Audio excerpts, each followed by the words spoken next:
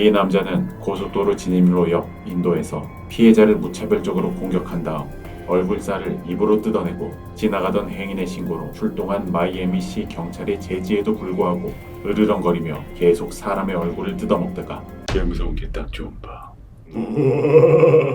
개 무서운 게 딱. 줌바. 와. 5화. 벌써 5화예요. 그러니까요. 왜 이렇게 시간이 빠르죠? 시간이 좀 천천히 갔으면 좋겠나요? 네. 아무튼 5화고요. 무서운 게 딱 좀 봐. 시작합니다. 첫 번째 썰. 포스트잇. 제가 대학교 다녔을 때 기숙사에 살았을 때 일어났던 일입니다.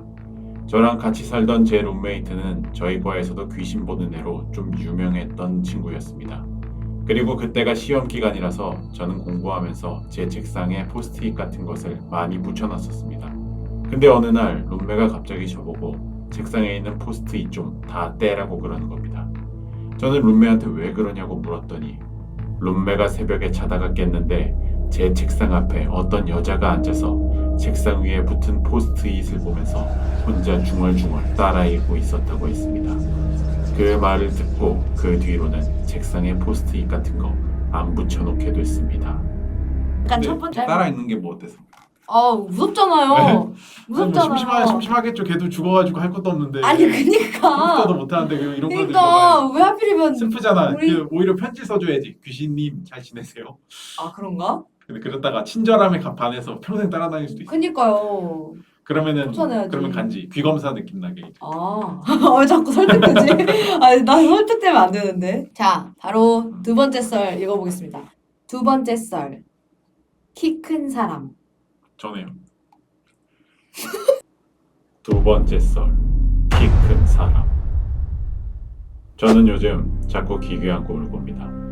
저는 책상에서 노트북을 하고 있었고 언니는 침대에서 일기를 쓰고 있었죠. 그런데 키가 엄청 큰 사람이 자꾸 방에 들어오려고 방문 앞에 서 있는 겁니다. 얼마나 키가 컸는지 방문이 가슴팍에 와서 아예 어깨부터는 보이지 않았습니다. 그래서 저와 언니는 어차피 못 들어올 걸 아니까 각자 할 일을 하고 있었습니다. 그 키 큰 남자는 방에 들어오려고 몸을 턱턱 부딪히다가 포기하고 돌아갔죠.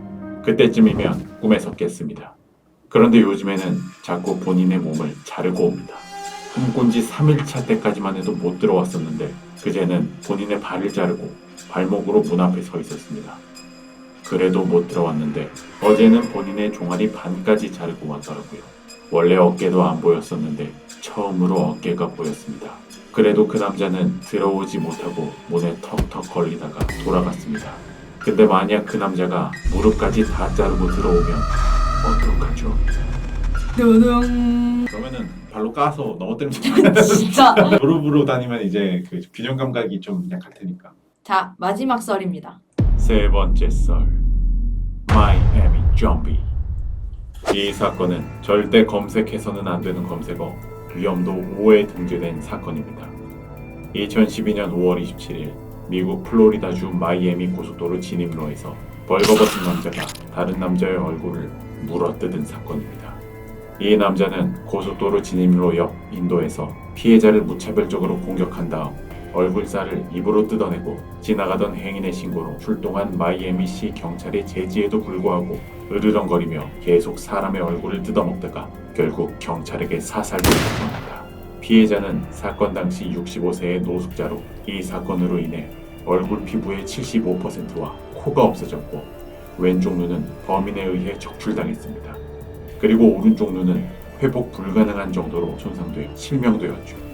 묘사만 들어도 끔찍하지만 이 사건이 절검단 위험도 5에 기재된 이유는 피해자의 이름을 검색하면 사건 당시 피해자의 얼굴이 적나라하게 드러난 사진이 나오기 때문입니다.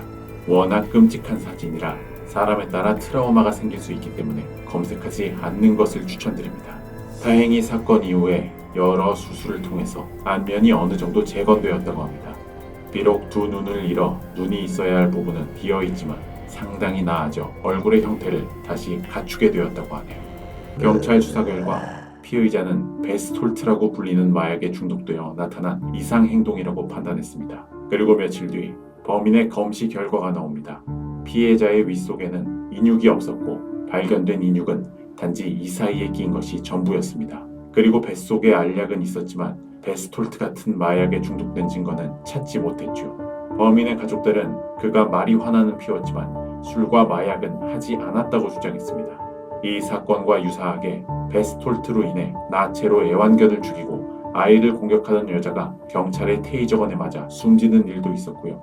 또 2013년 1월에 마이애미에서 비슷한 사건이 또 발생해 도시를 뒤숭숭하게 만들기도 했습니다. 이렇게 잔혹한 살인 및 식인 사건이 연달아 발생하자 그때 당시 좀비 아포칼립스 같은 검색어가 구글 검색 2위까지 오르는 등 사회적인 불안이 확산됐습니다. 급기야 미국 정부에서도 입장을 발표했는데요. 이 사건은 범인이 좀비가 되어서 그런 게 아니라 플레카라는 환각성이 극도로 강한 신종 마약을 사용해서 환각에 취해 저지른 범행이라고 발표하기도 했습니다.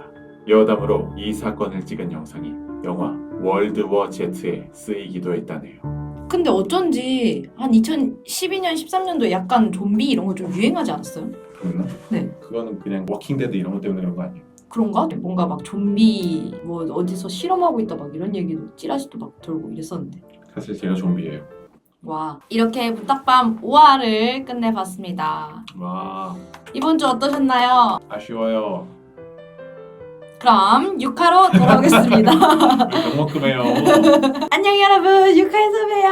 하니까 6개 기대해도 될까요? 너 뒤에 누구야? 어서 뒤를 돌아봐. 아니 돌아보지 마. 눈 마주치는 순간 끝이야.